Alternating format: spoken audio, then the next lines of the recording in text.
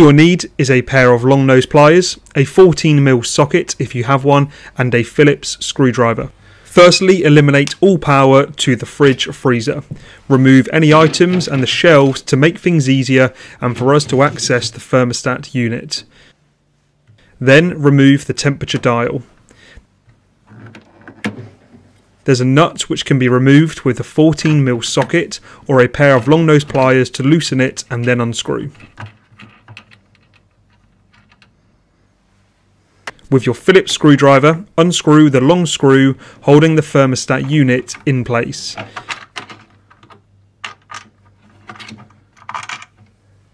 Before removing any wires, take a photo of the existing wiring layout. The earth wire may need removing with the long nose pliers. You can now gently slide the existing capillary out of the fridge freezer. With your new thermostat, slide it down and in the hole until you feel some resistance.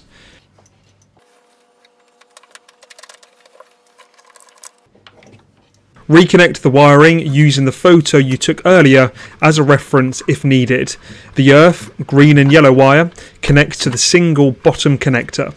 With the remaining 3 connectors that are in a line, connect the double brown at the bottom, the single brown in the middle, and then the black at the top.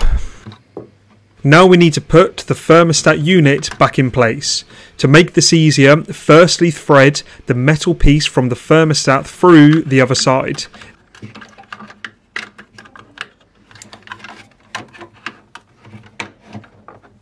Then rescrew the nut back on. Now clip the back of the thermostat unit to the piece shown here in orange.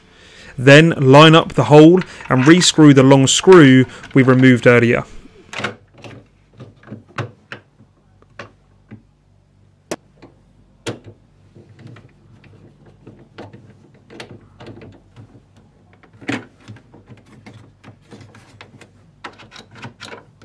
Reattach the temperature dial.